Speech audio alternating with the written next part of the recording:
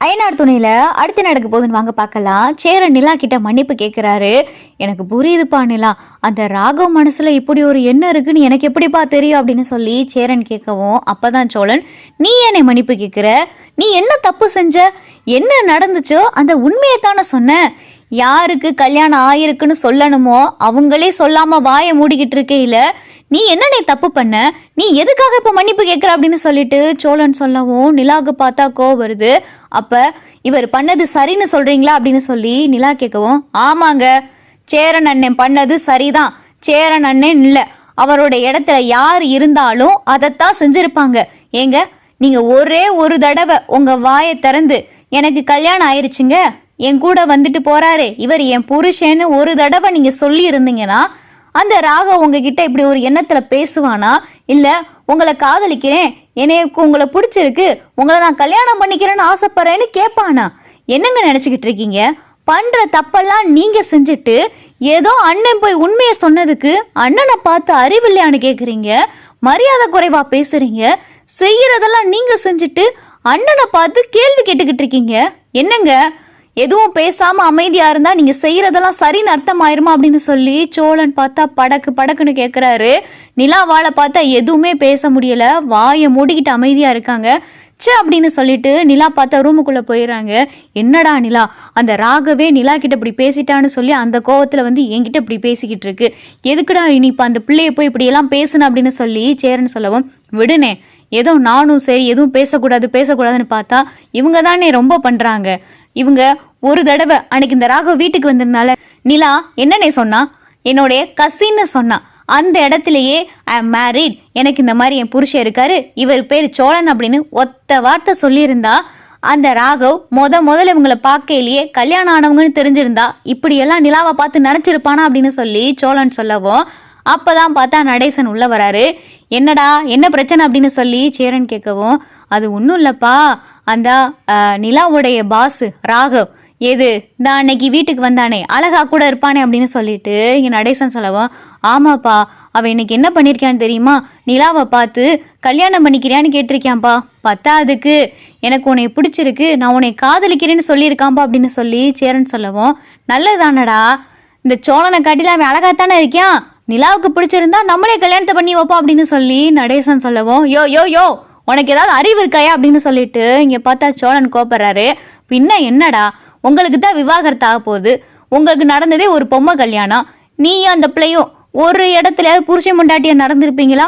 கல்யாணம் ஆகி இம்புட்டு நாள்ல அந்த பிள்ளை ஒரு ரூம்லையும் நீ இங்கேயும் தான் படுத்திருக்க. நீங்க 2 புருஷன் முண்டாட்டியே கிடையாது, பேருக்கு ஏதோ ஒரு மஞ்சள் கயிறு தாலின்ற பேர்ல கட்டி வச்சிருக்க. அப்ப அந்த பிள்ளை உனக்கு பொண்டாட்டி ஆயிருமா, இல்ல நீ தான் புருஷன் ஆயிருவியா? 2 பேரும் ஏதோ டிராமா கல்யாணம் மாதிரி பண்ணிக்கிட்டீங்க, விவாகரத்துக்கு ஏதோ அப்ளை பண்ணிட்டீங்க, விவாகரத்தும் கிடைக்க போகுது.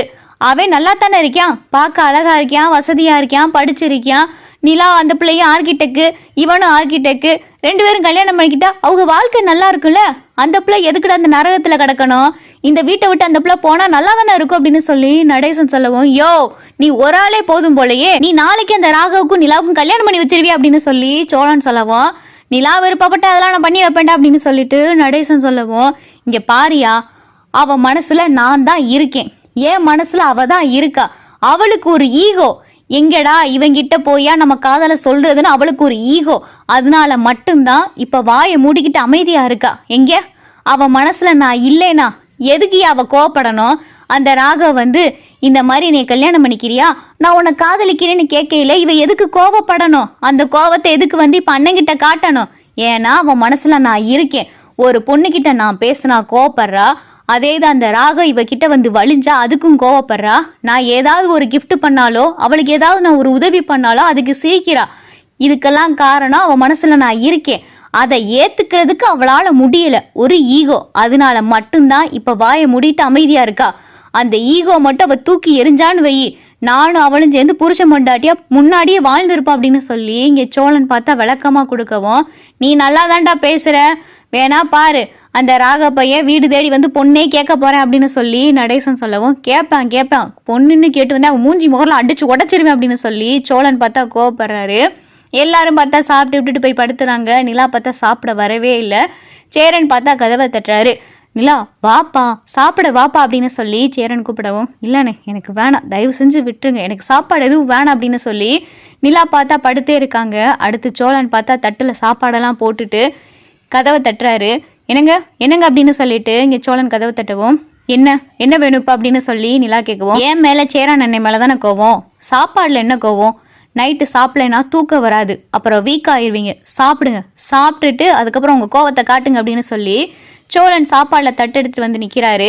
இல்லை எனக்கு வேணாம் போங்க அப்படின்னு சொல்லிட்டு நிலா சொல்லவும், சொன்னால் கேட்க மாட்டீங்களா அப்படின்னு சொல்லிட்டு சோழன் பார்த்தா பட்டுன்னு ரூமுக்குள்ளே போய் டேபிளில் சாப்பாடு தட்டை வச்சுட்டு வந்துடுறாரு. நான் சாப்பாடு தட்டில் வச்சுட்டேன், சாப்பிட்டுட்டு படுங்க, சாப்பாடை வீண் பண்ணிடாதீங்க அப்படின்னு சொல்லிட்டு சோழன் வந்து கதவை பூட்டிட்டு வந்து படுத்துறாரு.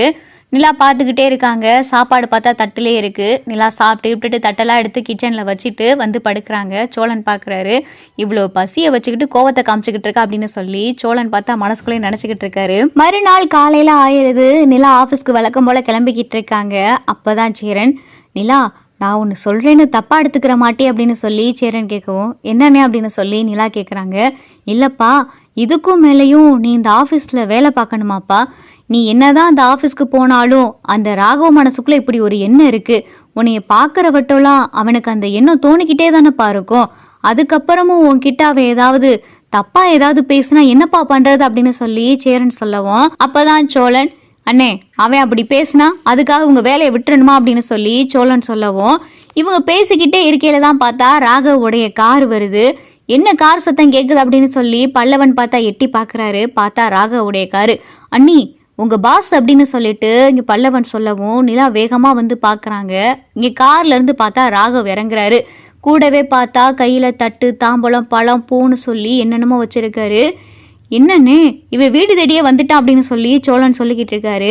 வெளியில் பார்த்தா நடேசன் உட்காந்துருக்காரு.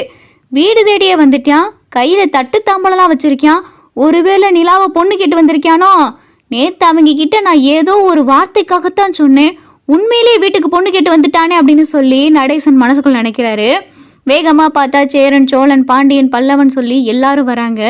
என்ன சார் எதுக்காக இப்போ வந்திருக்கீங்க அப்படின்னு சொல்லி சேரன் கேட்கவும், என்ன சேரன் வந்தவங்கள வாசல்லே நிற்க வச்சு பேசுறீங்க, உள்ளே கூப்பிட மாட்டீங்களா அப்படின்னு சொல்லி ராகவ் கேட்கவும், சரி சார் உள்ளே வாங்க அப்படின்னு சொல்லி சேரன் கூப்பிடவும் சோழன் பார்த்தா முறைச்சு பார்த்துக்கிட்டே இருக்காரு. இங்கே பாருங்க நிலா, நான் சுற்றி வளைச்செல்லாம் பேச விரும்பலை, எனக்கு உங்களை பிடிச்சிருக்கு, உங்களை நான் கல்யாணம் பண்ணிக்கிறேன்னு ஆசைப்பட்றேன், உங்களுக்கு நடந்தது ஒரு ட்ராமா கல்யாணம் தானே, அதை நான் கல்யாணமாகவே கன்சிடர் பண்ணலை, இங்கே பாருங்க உங்களை நான் பொண்ணு கேட்டு தான் வந்திருக்கேன் அப்படின்னு சொல்லிட்டு ராகவ் சொல்லவும் நடேசனுக்கு பார்த்தா கோபம் வருது. சும்மா ஏதோ விளையாட்டுக்கு பேசுகிறாரு, ஆனால் இந்த மாதிரி ராகவ் உண்மையிலே நிலாவை பொண்ணு கேட்டு வந்ததை பார்த்ததுமே நடேசனுக்கு கோவம் வருது. இங்கே பாருப்பா தம்பி, நிலா என் மருமக, நிலா இந்த வீட்டு பொண்ணு, நிலாவுக்கும் என் பையன் சோழனுக்கும் கல்யாணம் ஆயிருச்சு, அவங்க 2 பேரும் புருஷன் பொண்டாட்டி. பாருங்க ராகவ், என்ன நினைச்சு இப்படிலாம் பண்ணிக்கிட்டு இருக்கீங்க, எனக்கு உங்க மேல எந்த இன்ட்ரெஸ்டும் கிடையாதுங்க. ஐயோ நான் எப்படி சொல்றது எனக்கு புரியல, என் மனசுல சோழன் தாங்க இருக்காரு, நான் சோழனை தாங்க காதலிக்கிறேன், எனக்கும் சோழனுக்கும் ஏற்கனவே கல்யாணம் ஆயிருச்சு, நீங்க ஏன் இப்படிலாம் செஞ்சுக்கிட்டு இருக்கீங்க அப்படின்னு சொல்லி நிலா சொல்லவும் நடேசன் சேரன் சோழன் பாண்டியன் எல்லாரும் பார்த்தா நிலாவை அதிர்ச்சியோட பாக்குறாங்க. இவ என்ன சொல்றா அப்படின்னு சொல்லி சோழன் பாக்குறாரு. நிலா என்ன சொல்றீங்க அப்படின்னு சொல்லி இங்க ராகவ் கேட்கவும், ஆமா ராகவ், எனக்கும் சோழனுக்கும் ஏற்கனவே கல்யாணம் ஆயிடுச்சுல, நான் சோழனை தாங்க காதலிக்கிறேன், என் மனசுல சோழன் தான் இருக்காரு, உங்க மேல எனக்கு எந்த இன்ட்ரெஸ்டும் இல்லை, தயவு செஞ்சு வீட்டை விட்டு கிளம்புங்க அப்படின்னு சொல்லி நிலா பார்த்தா பட்டுன்னு சொல்லிடுறாங்க.